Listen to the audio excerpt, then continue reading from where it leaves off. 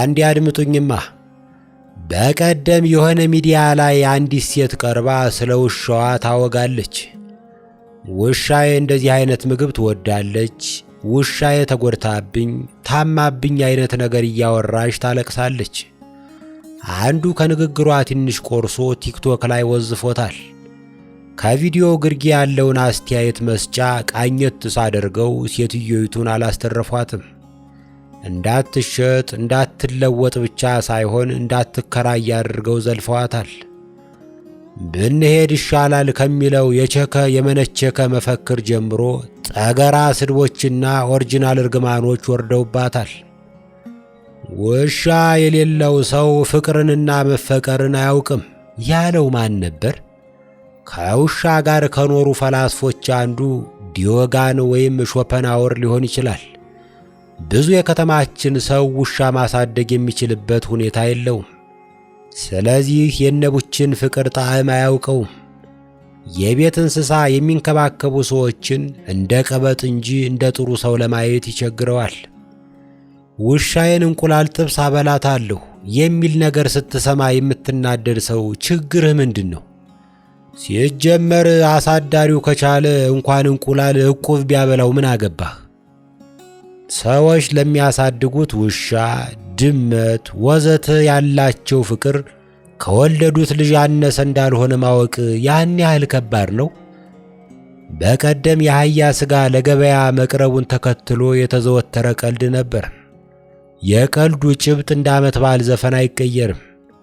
የሆነ ሰው የአህያ ሥጋ በልቶ ሲወጣ አላፊ አግዳሚውን መራገጥ ይጀምራል። ባለ 5 ኮከብ ጮሌ ስማርት ነኝ ብለህ ታስባለህ። ያም ሆኖ አህያን ስታስብ ከስንት አንዴ እጅግ ሲመራት የምትሰነዝረው እርግጫዋ ነው ትዝ የሚልህ። ሌላው ቢቀር አህያ ባይኖር ኢትዮጵያ ውስጥ ገበያ ይኖራል?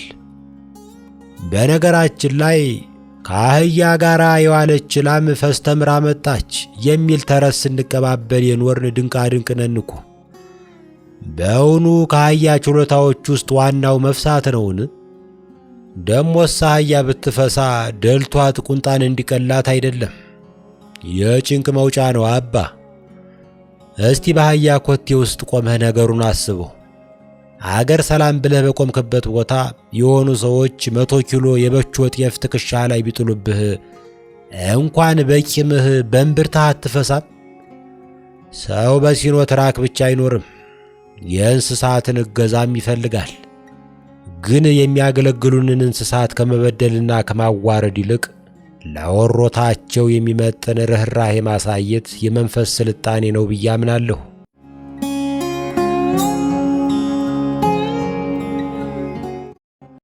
እኔ የምለው የሆነ የፓሪስ የብረት ጭራሮ ሐውልት ፊት ለፊት ፎቶ እየተነሳችሁ ቫኬሽን በሚል ርዕስ የምትለቁብን አርቲዎች ግን አታርፉም?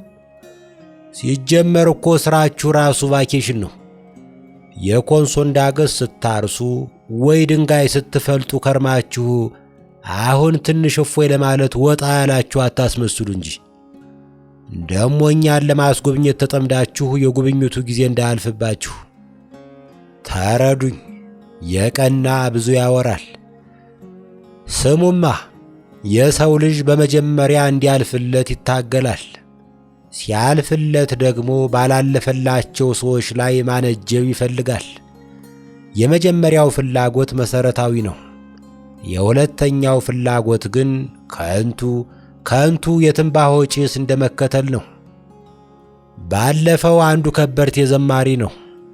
በገጹ ላይ ብቅ እያለ ይህ መኪና መጥቶልኝ፣ ይህ ሕንፃ በቅሎልኝ በማለት ለዚህ ፍዳውን ለሚቆጥር ሕዝብ ንብረቱን ያስቆጥራል። ከዚያ ኑሮ ያመነመናቸው ምዕመናን ነቀፋ ያወርዱበት ጀመር። እሱም በጣም ልቡ ተሰብሮ የሚከተለውን መሰል ነገር ተናገረ። ሳልፈልግ ጌታ በበረከቱ ከሌሎች መርጦ ጎበኘኝ። እምቢ ማለት ነበረብኝ። የተትረፈረፈ በረከቱን በጸጋ መቀበሌ ጥፋተኛ ካስባለኝ፣ አዎ ጥፋተኛ ነኝ። ተው ጎበዝ፣ ብዙ ኃላፊነትና ሥራ ያለበትን ጌታ የጉራችን ተባባሪ አናድርገው። እንደምትገምቱት እኔ መኪና የለኝም። እስከ ቅርብ ጊዜ ድረስ ገንዘብ አጠራቅሜ እገዛለሁ የሚል ዕቅድ ነበረኝ። አሁን የተጠራቀመ ዕቅድ እንጂ የተጠራቀመ ገንዘብ የለኝም እና ቅንጡ መኪና የያዘ ሰው ሳይ የሆነ እርምጃ መውሰድ ያምረኛል። አቅም ቢኖረኝ መስታወቱን በኮብልስቶን መከካት ወይም መኪና መግዛት የተሳናቸውን ሰዎች ሰብስቦ አስፓልቱን በአጣናና በሚጨስ ጎማ መዝጋት። ግን ይሄ እንደማይሆን አውቃለሁ። ባለፈው አንዱ የሆነ በብብቱ የሚከፈት በር ያለው ቴስላ መንገድ ዳር አቁሟል። አላፊ አግዳሚው መኪናውን እየዞረ እንደ ብርቅ ይሾፈዋል። አለ አይደል በምኒልክ ዘመን የመጀመሪያው የሰርከስ ባቡር የመጣ ጊዜ የአዲስ አበባ ሕዝብ ግልብጥ ብሎ ከቦ ሲጎበኘው እንደነበረው አይነት። አጀቡ በረድ ሲል ጠጋ አልሁና መስታወቱን አንኳኳሁ። የባለ ቴስላው ፊት ብቅ ሲል ጀለስ ራይድ ትሰራለህ? ጀሞ መሄድ ፈልጌ ነበር አልሁት። ፊቱ ላይ ያየሁትን ንዴት ምን ብዬ ልግለጽላችሁ? ከሥራ ተባሮ ወደ ቤት ሲመጣ ሚስቱን ከውሽማዋ ጋር አልጋው ላይ አግኝቷት ሊደበድባት ሲሞክር በውሽማው የተደበደበ ሰው ንዴት። እንዲህ ያለ ንዴት ነው ያናደድሁት። ይህን ሳደርግ እንደ ምቀኛ ሳይሆን ለመላው ኢትዮጵያ እግረኞች እንደታገለ አርበኛ ራሴን ቆጥሬ በደስታ ወደ ቤት የገባሁ። ባለፈው ጎረቤት ሀገር ሲሄድ አንድ አጥብቄ የምጀነጅናት ልጅ ሽቶ አምጣልኝ አለችኝ። ወር ቆይቼ ብመለስ አግብታ ጠበቀችኝ። ተናደድሁ እና ሽቶውን በመስኮት ልወረውረው ፈለግኩ። ግን አልፎ ያዥ ልፈነክት እችላለሁ ብዬ ስላሰብሁ በጥንቃቄ አስቀመጥኩት። አንድ ቀን ለጓደኛዬ ለመውዝ አበረከትሁለት። ተቀብሎኝ ክዳኑን አሸተተና ይሄ እኮ የሴቶች ሽቶ ነው አለኝ። ታዲያ ምን ችግር አለ? የሴቶች ቀን ትቀበዋለህ አልሁት። ፍቅርና ፍቅረኛ ለታደላችሁ መልካም የፍቅር ቀን ይሁንላችሁ።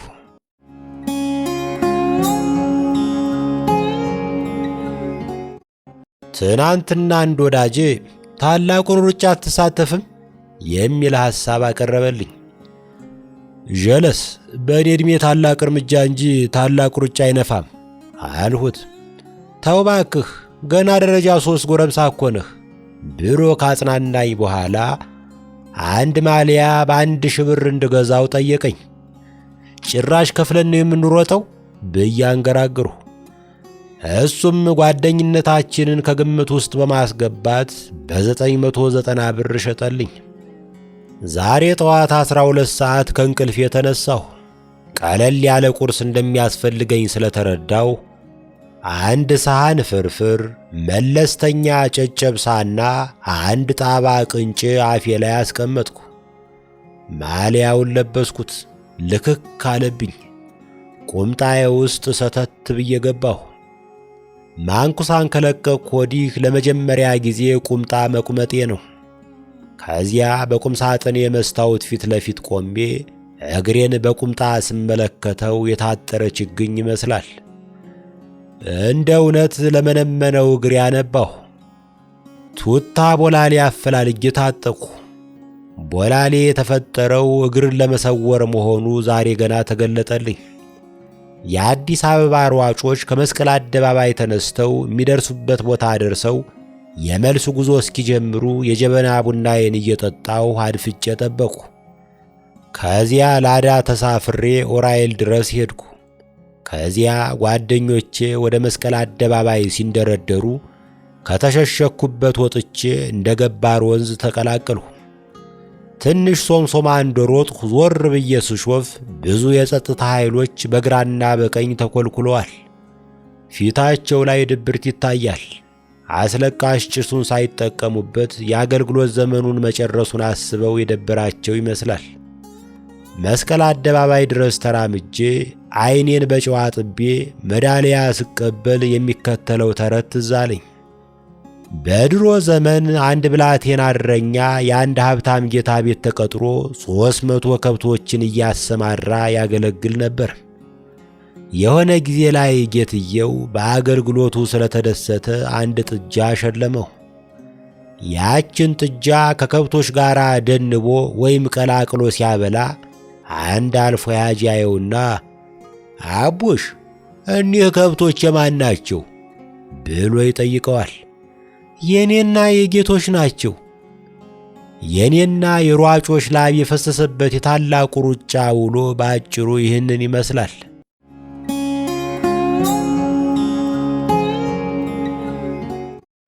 ዛሬ የተከበረውን የዓለም አቀፍ ራሰ በራዎች ቀን ሳልዘክር ወደ ምኝታዬ ብሄድ የሶቅራጥስ አጽም ይወጋኛል። ሊቁ አለቃ ኪዳነ ወልድ ክፍሌ በራህ የሚለውን ቃል ሲተረጉሙት በራ መላጣ፣ ራሰ ገላጣ፣ ከቦታው የታጣ፣ የራሱ ቁርበት ሳምባና ጉበት የሚመስል ይላሉ። መጽሐፈ ሰዋስው ወግስ ገጽ 287። በትርጉሙ ውስጥ ያሉትን አሉታዊ ቃላት ብዛት ለተመለከተ አለቃ ባለሙሉ ጠጉር እንደሆኑ መገመት አያቅተውም። አለቃ ራሰ ገላጣ ቢሆኑ ኖሮ ራሰ በራ የሚለውን ሲተረጉሙ ራሱ የበራለት ታጥቦ የተወለወለ የንጉሥ ብርሌ የመሰለ መላጣ ከፎረፎረና ከቅማል ስጋት ነፃ የወጣ ብለው ሊተረጉሙት ይችሉ ነበር። በታሪካችን ትልልቅ ራሰ በራ ሰዎች ተጽዕኖ ፈጣሪዎች ነበሩ። ከጌቶች መካከል ብንጠቅስ ራስ ስዑል ሚካኤል፣ አጤ ምኒልክ፣ ራስ ዳርጌ፣ መለስ ዜናዊ። ከደራሲ ደግሞ ሐዲስ ዓለማየሁ፣ ጃርሶ ኪሩቤል ሞት ባይኖር መንግሥቱ ለማ ሊጠቀሱ ይችላሉ። ሎሬት ጸጋዬ ገብረ መድኅን ራሰ በራ ነው ወይስ የተሸጋሸገ ጎፈሬ ነው የሚለው በታሪክ ሲያከራክር ይኖራል። ለእኔ እየሰጠችኝ ደረቁን እንጀራ እሷ በነካካው በራሰው ልትበላ የሚለውን ጥንታዊ ውስጠ ወይራ ዘፈን መነሻ አድርገን ብንናገር ሴቶች ከሚያበጥር ይልቅ የሚወለውል ወንድ የበለጠ እንደሚማርካቸው መረዳት አያቅትም። ስለ ጸጉር ጨዋታ በተነሳ ቁጥር ፈገግ የምታሰኘኝ ድምፃዊ አብነት አጎናፍር የተናገራት ናት። አብነት እንዲህ አለ። ከጥቂት ጊዜ በፊት ጸጉር ላስተክል ቱርክ ሄጄ ጸጉር የሚተክለው ሰውዬ መላጣ መሆኑን ሳይትቸው ተመለስኩ።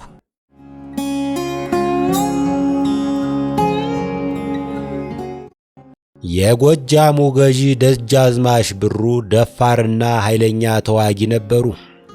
ተድላ ጓሉ የተባለ የሥልጣን ተፎካካሪ ነበራቸው። ከዕለታት አንድ ቀን ተድላ ለደህንነቱ ስለሰጋ አባይን ተሻግሮ በሌሎች ገዢዎች ክንድ ስር ለመጠለል አሰበ።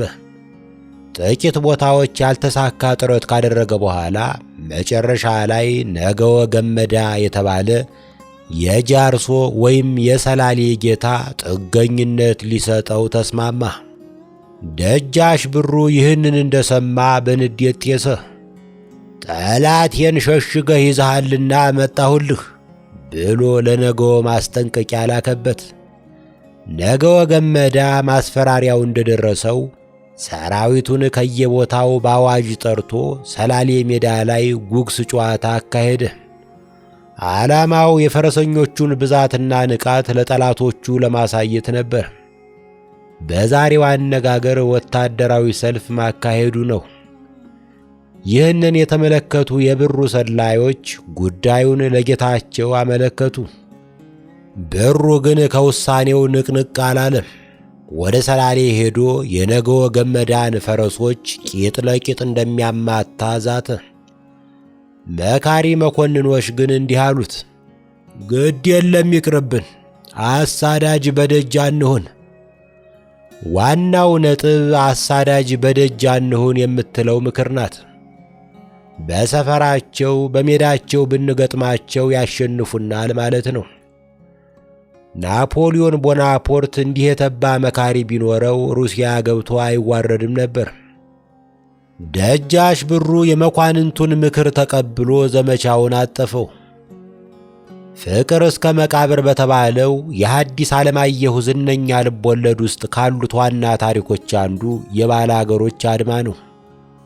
ፊታውራሪ መሸሻ የተባሉት ጌታ የዓመት በዓል መዋያ የሚል አዲስ ግብር በባላገሮች ላይ ጣሉባቸው።